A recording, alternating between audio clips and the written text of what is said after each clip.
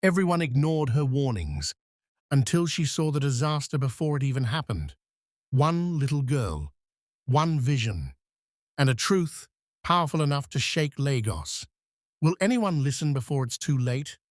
Before you continue, don't forget to like, comment, share, and subscribe to this powerful story. The first time Elara Moore screamed, nobody listened. It was a hot Tuesday morning in Abuja.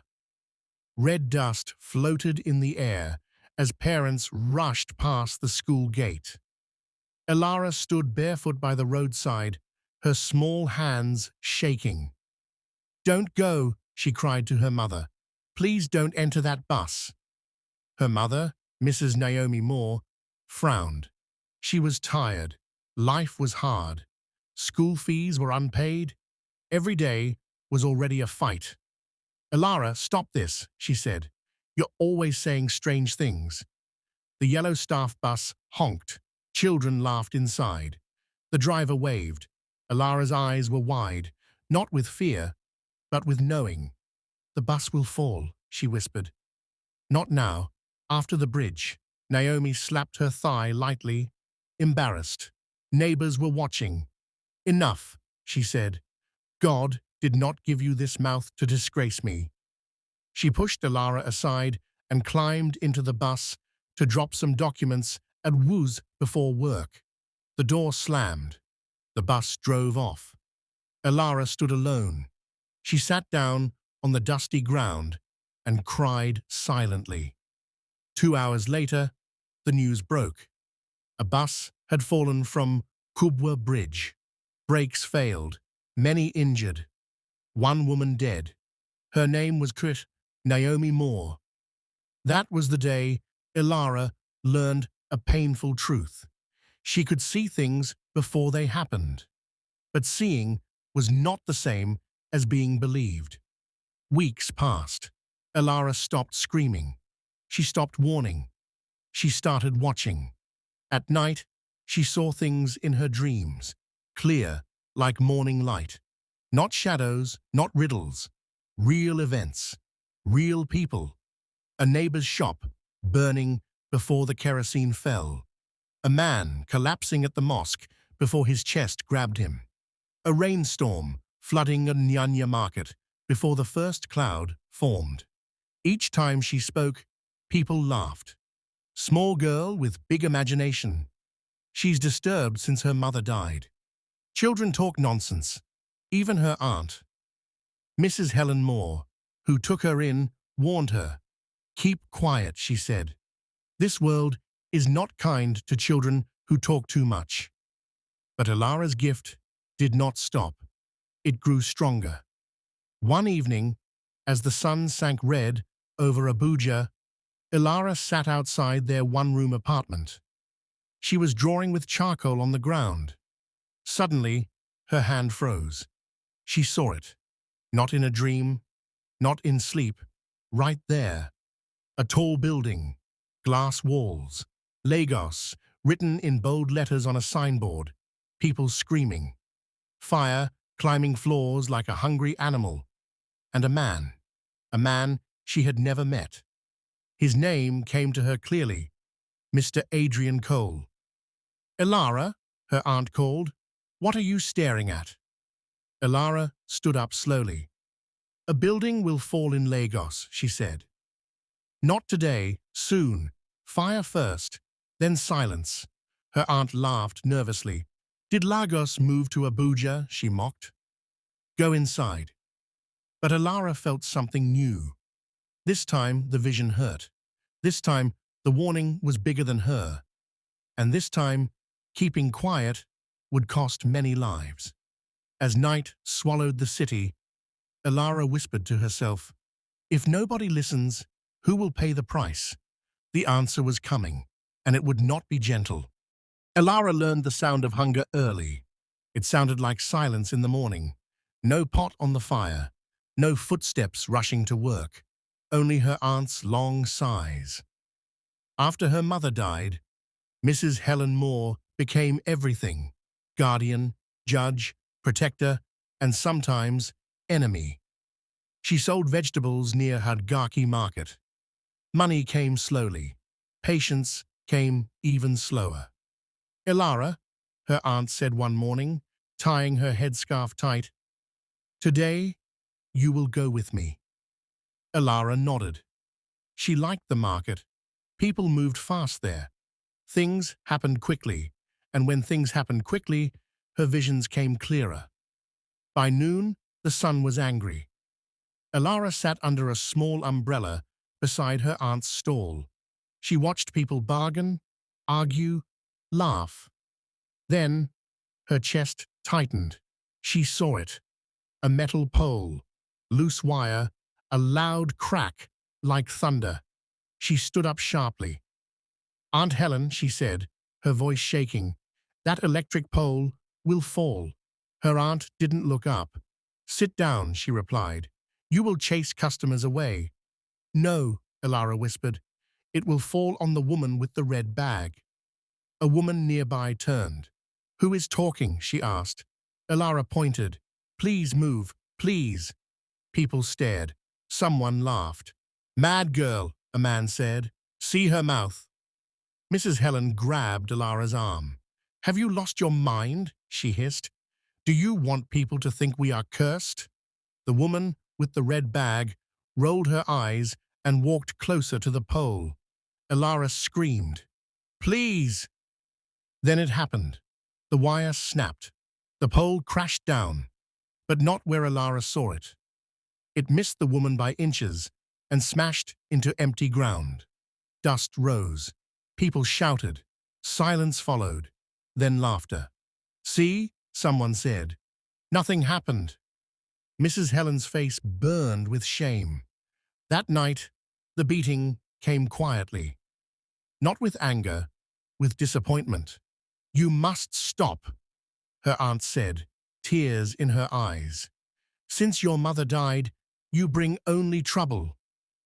Elara did not cry. Something inside her broke, but something else hardened. 2 days later, Elara's teacher in Area 1 primary school, Mrs. Ruth Parker, called her after class.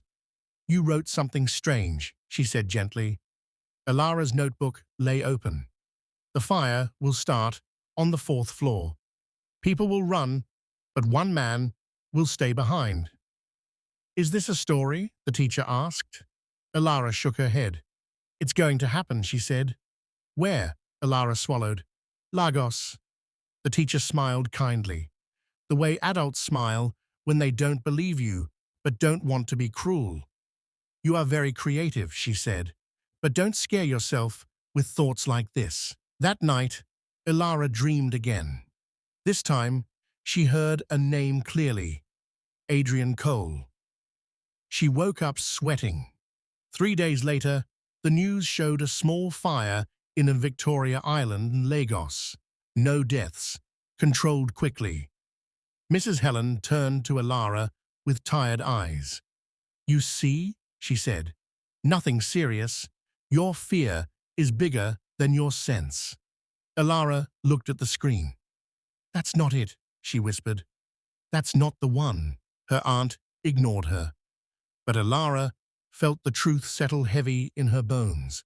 The real fire had not come yet, and when it did, no warning would be enough. Because once a child is called a liar too many times, even the truth begins to sound like noise.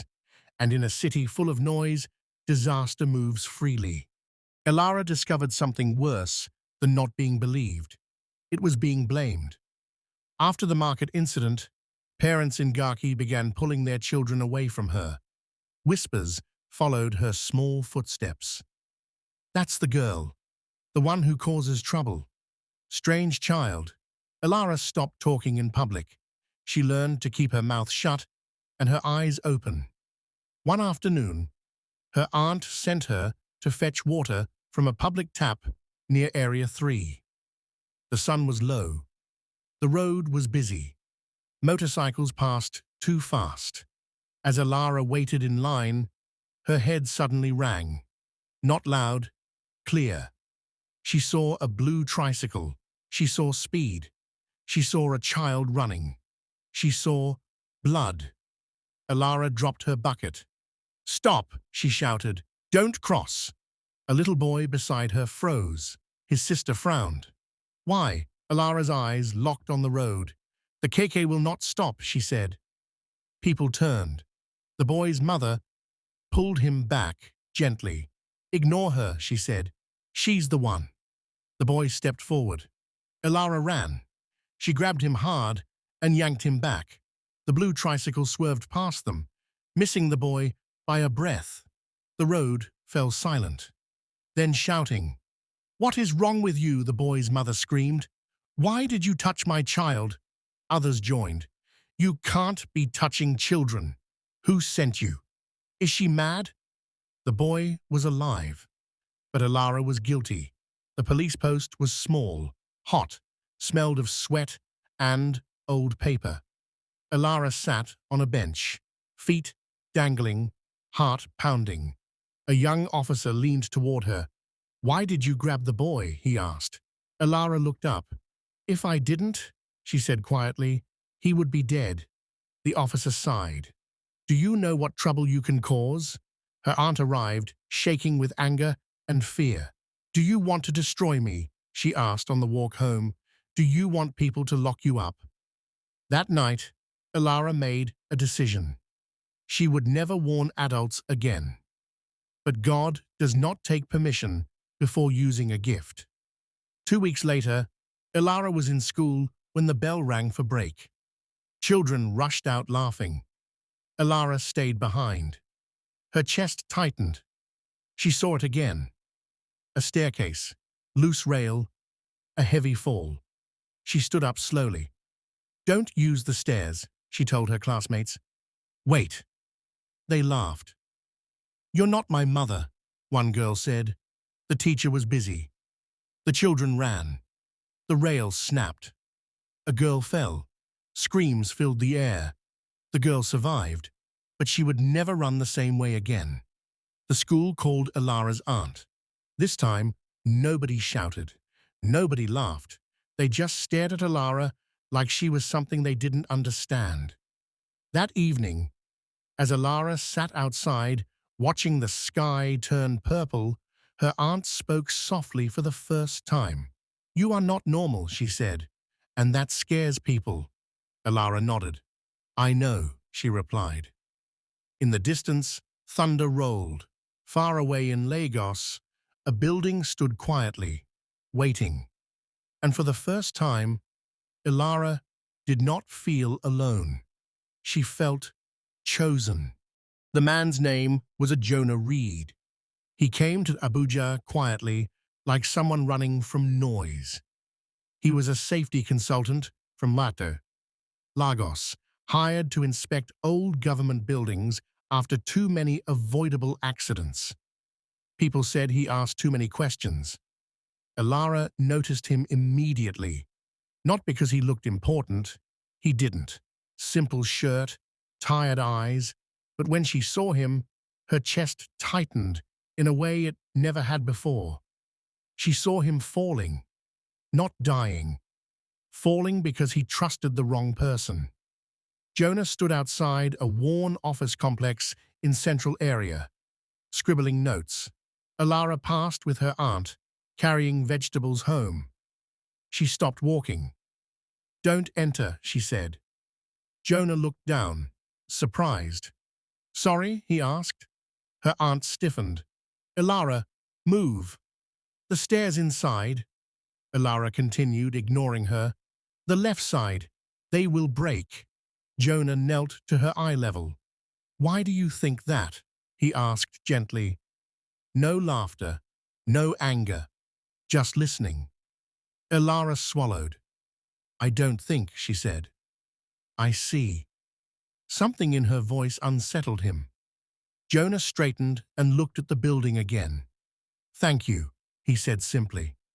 2 hours later, a metal stair rail collapsed inside that same building. No one was hurt. Jonah drove back immediately.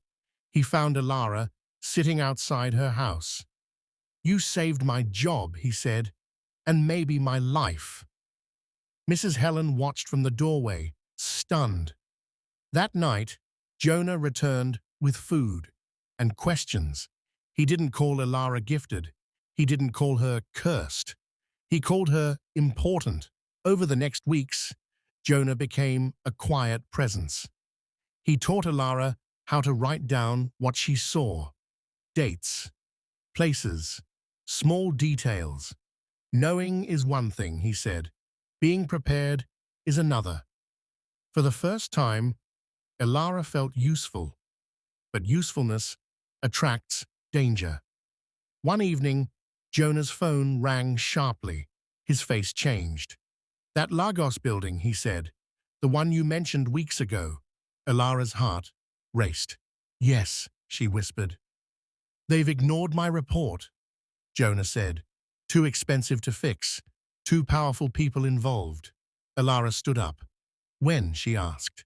Jonah hesitated. "Tomorrow night." Silence fell heavy between them. Mrs. Helen crossed herself. "No," she said. "She will not go." Elara looked at Jonah, then at the sky. She saw fire again, bigger, closer. "This time," she said softly, "if we keep quiet, people will die." Jonah nodded slowly. Then he said, "We don't stay quiet." Far away in Lagos, a tall glass building caught the last light of the sun, and for the first time, someone was finally listening. They left Abuja before sunrise. The road to Lagos was long, loud, and unforgiving. Elara sat in the back seat of Jonah's old car, holding a small notebook to her chest. Her aunt had barely slept. "This is madness," Mrs. Helen muttered. "A child following trouble across cities." Jonah kept his eyes on the road. "Sometimes," he said calmly, "trouble comes whether you follow it or not." Elara said nothing. She was already there. As the city signs changed, her visions grew sharper. She saw the building again, not falling, burning. She saw people trapped between smoke and pride. She saw locked doors. She saw a man refusing to leave. Adrian Cole. Her hands shook. "Jonah," she said softly, "they will ignore you." Jonah nodded. "I know. Then they will block you." "I know. Then they will threaten you." He glanced at her in the mirror. "I still know." Elara felt something unfamiliar. Respect. They arrived in one Victoria Island by afternoon. Glass towers, expensive cars, fast people who didn't look down. Jonah walked into the building with confidence and walked out with anger. "They won't evacuate," he said. "Too many important officers, too much money." Elara looked up at the tall structure. "It will start at night," she said, "when fewer people are watching." Mrs. Helen grabbed her arm. "Enough. We have done our part." Elara pulled away gently. "Not yet." Night fell heavy over Lagos. The city lights blinked like they were breathing. From across the street, Elara felt it. Heat without fire, fear without sound. She stood suddenly. "It has begun," she whispered. Then the alarm screamed. Smoke poured from the upper floors. People ran, but not fast enough. Jonah was already dialing emergency services. Elara scanned the chaos. She saw Adrian Cole at a window, still inside, still refusing. "Someone must go back," she said. "No," Mrs. Helen cried. "You are a child." Elara stepped forward. "So are the people still inside?" Jonah blocked her path. Then he saw her eyes, not fear, truth. "I'll go," he said. Minutes stretched like hours. Fire climbed, sirens wailed. Then Jonah emerged, coughing, burned, but alive. Behind him was Adrian Cole, alive, collapsed, saved. Elara felt her knees weaken. She sat on the ground and cried for the first time in years, not because she was sad, but because this time the future had listened. After the fire, the city talked, but not about the girl, not about the man who went back in. They whispered about Adrian Cole, the wealthy executive who survived the flames, the man who had refused evacuation. Elara didn't care about whispers. She cared about truth. The next morning, Jonah returned to Victoria Island. This time, he brought Elara. "Be careful," he said quietly. "Some people don't want the truth to come out." Elara nodded. Her small hands clutched the notebook she had begun to fill with everything she saw. Names, times, places, events. She had learned the most important rule of her gift. Write it down or it disappears. Inside the building, it smelled of smoke and burnt paper. Offices that once glittered with polished wood were blackened. Adrian Cole sat in a conference room, staring at nothing. "You survived," Elara said softly.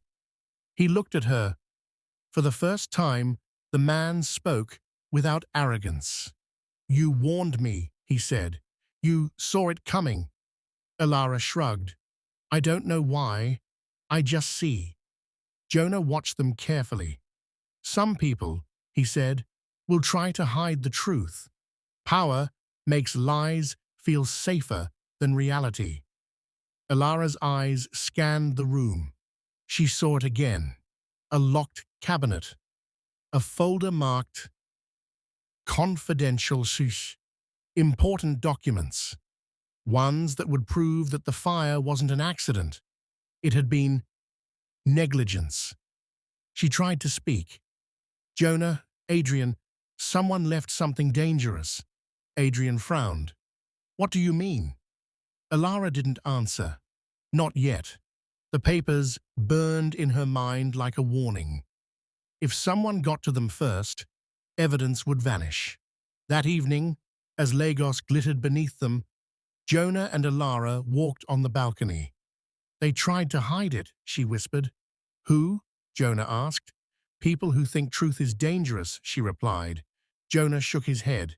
"Then we make it impossible to hide." Elara's chest tightened. She saw faces she didn't know, threats waiting, shadows moving in corners. She had learned another lesson that night. Sometimes the gift of seeing the future comes with the weight of danger. Late at night, she wrote in her notebook, "Truth cannot be ignored. Lies can only survive for so long. And if we act, the future can change." In Lagos, the city slept, but the game had begun. And Elara was no longer just a child who saw things. She was the child who could stop what was coming. Elara woke to the sound of distant sirens. Lagos was alive with noise, but her mind was quiet. Every vision she had been given was now a puzzle, and every puzzle had pieces missing. Jonah was already awake, scribbling notes in his worn notebook. "They're hiding more than we think," he said, without looking up. Elara nodded. She had seen it too. The corridors of power where lies hid like snakes. She was small, but the truth trusted her. By noon, they were at Abuja government office in Victoria Island, requesting documents about building inspections. Security guards ignored them at first. "Child, what are you doing here?" one asked. Elara's eyes didn't waver. "I'm here to see the files that will stop people from dying," she said calmly. The man laughed. Not cruelly, just dismissive. Jonah stepped forward. "She is serious. You should listen." The security guard hesitated, then gestured toward a side office. Inside, Elara saw it immediately, a folder labeled "Negligence Report 2023." Papers stacked, untouched. She flipped it open. There it was. Clear proof that corners had been cut, materials had failed, warnings had been ignored, and the fire, it was preventable. Suddenly, Jonah's phone vibrated sharply. "Trouble," he muttered. Outside, men in expensive cars had parked strategically. They weren't visitors, they were watchers. Elara's heart thumped, her gift sharpened, faces, voices, intentions, all clear. "They'll try to take it," she whispered. Jonah's eyes met hers. No fear, only resolve. The next hour was chaos. One of the men tried to grab the folder. Elara ducked, flipping it into her backpack. Jonah blocked the second man with his arm. The secretary screamed. Papers scattered. Elara ran toward the exit. She felt it in her chest. The next move. A trap, a side door, locked. She froze. Then she saw it. A small vent above, a thin ladder behind a false panel. She turned to Jonah. "Follow me." He didn't hesitate. Together, they climbed. Outside, the city stretched endlessly. Lagos glittered, but danger lurked in every shadow. By nightfall, Elara and Jonah were safe in a small apartment near Aliyeki Phase 1. The folder lay open on the table. "They'll come for it again," Jonah said. Elara nodded. She had seen it. Every step they would try, every threat, every lie, and for the first time, she smiled. "This time," she said softly, "we are ready," because seeing the future wasn't enough anymore. Now, they were going to change it. The city slept, but Elara didn't. Her eyes darted across the small apartment in Lekki Phase 1. Papers were stacked carefully on the table. Every document, every note, every warning written down. She had seen the threat coming. Jonah paced quietly, phone in hand, ears alert. "They won't give up easily, Duffy," he muttered. Elara nodded. She had seen it. Dark cars, men in suits, silent, moving shadows. They would come tonight. Hours passed. Then headlights cut across the street. 2 black SUVs stopped outside, engines off, but they didn't leave. Elara felt the danger in her chest. "They are here," she whispered. Jonah moved toward the window. The men outside were careful, professional, calm, but their eyes were sharp. "They'll try the front," he said. "We need another exit." Elara already knew where. The back door was small, barely noticeable. Behind it, a narrow alley. She led Jonah through, silent and swift. But one SUV moved faster. A man leapt from the passenger seat, heading toward the entrance. Elara stopped. She reached into her backpack, pulling out the folder. "They want this," she said. "We can't let them take it." Jonah's face was set. "We protect it, no matter what." The man tried to push the door open. Elara's small hands held it tight. The man grunted, surprised by her strength. Jonah grabbed his arm and twisted it away. The man stumbled. From the alley, Elara saw another shadow. 2 more men approaching from behind. She felt the future in her bones. The path, the steps, the exact moment when they would fall if she made the right move. A quick shove, a dart to the side. The men lost balance. Jonah and Elara sprinted down the alley. By the time they reached safety, sweat ran down their faces. Jonah opened the folder, all documents intact. Elara collapsed onto a low wall, exhausted but alert. "They came for it," she said quietly. "They will keep coming," Jonah replied. Elara looked at the glowing Lagos skyline. She had seen danger, and now she had felt it. But she had also seen victory, and for the first time, she felt that her gift wasn't a curse, it was a weapon. That night, As the city slept and the stars blinked above, Elara wrote in her notebook, "They will not stop, but neither will we. The truth is ours to protect, and I will see it through." Somewhere in Lagos, in the shadows, the watchers plotted. But Elara had already seen their moves, and she was ready. Elara knew the truth had weight. By morning, Lagos hummed with the usual chaos: traffic, merchants, honking cars, and distant sirens.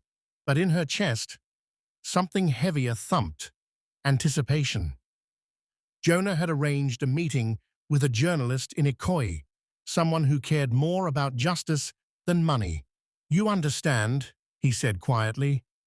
"Once this is out, they will come after us even harder." Elara nodded. Her small hands held her notebook tightly. She had seen the chains of lies.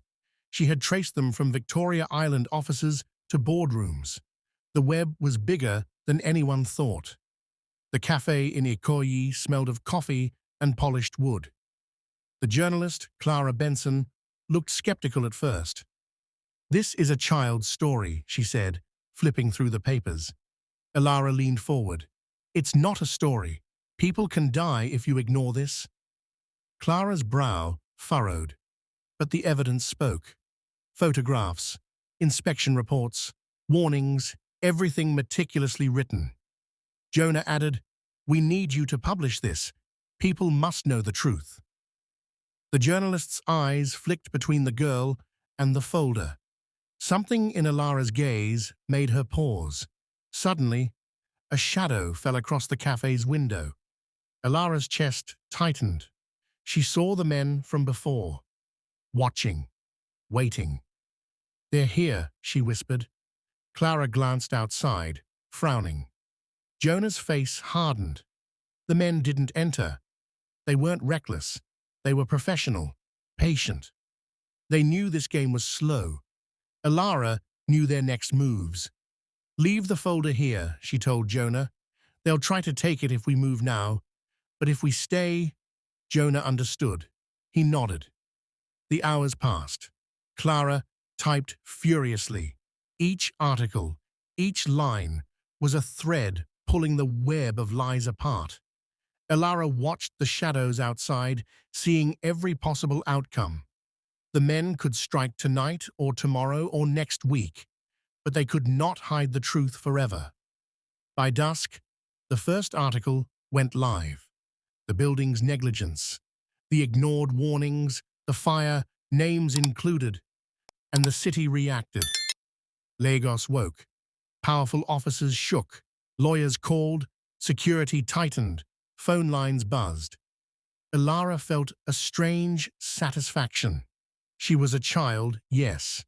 But now she had changed something bigger than herself, and somewhere in the distance she saw Adrian Cole step out of the building, watching the chaos unfold. He nodded once at her, a silent acknowledgement. Elara smiled. The web of lies was unraveling, and the future finally listened. The city of Lagos was alive with chaos and revelation. Articles had spread, exposing the negligence, the lies, and the corners cut. Powerful officers scrambled. Calls were made. Security tightened. But somewhere in the noise, a small girl sat quietly in her apartment, in Lekki Phase 1, notebook in hand. Elara had seen every step, every shadow, every threat. Yet she felt something she hadn't felt in a long time. Calm. The future was listening, and she was no longer alone. Jonah entered the room, exhausted but smiling. "You did it," he said. "All of it." Elara shook her head. "We did it. Together." The folder lay open on the table. Every page, every warning, every vision recorded. The evidence could no longer be ignored. Outside, Lagos was buzzing. Traffic, sirens, and news vans moved like the heartbeat of the city. Somewhere, Adrian Cole stepped out of a black car, nodding once in quiet acknowledgement to Elara. He understood now. But even victory came with shadows. Elara saw them. Watchers in the distance. Threats, yes, but no longer overwhelming. She had foresight, courage, and the people who believed her. She had learned to act, to guide, to protect. Jonah leaned against the wall, voice soft. The danger isn't gone. But they won't win this time. Elara smiled faintly. The truth is stronger than lies, and people are starting to see it. That night, the girl wrote in her notebook, "I see what will happen. I see what can be prevented. The future listens, and we are its voice." Weeks later, Lagos had changed. Officers implemented safety checks. Reports were audited. Lives were saved. Elara's gift was no longer a secret. People began to listen, to trust, to prepare. Her aunt, Mrs. Helen, finally hugged her tightly. "You've done something incredible," she whispered. Elara nodded. "I only see. It's people like Jonah and Clara who make it real." Standing on the balcony, looking over the glittering city, Elara felt a quiet pride. She was small, but she had moved mountains. The fire, the lies, the danger, it all had a witness now. And for the first time, she didn't feel fear. She felt power. She felt hope. Because the future was listening. Somewhere across Lagos, shadows still lingered. But now, they knew. Elara was ready, and the world would never ignore her again. Dear viewers, what lesson did you take away from this dramatic tale? We'd love to hear from your thoughts in the comments below. If you enjoyed the story, give us a thumbs up, share it with your friends, and hit the subscribe button. Don't forget to turn on notifications so you never miss out on our latest updates. Thanks for watching and stay blessed.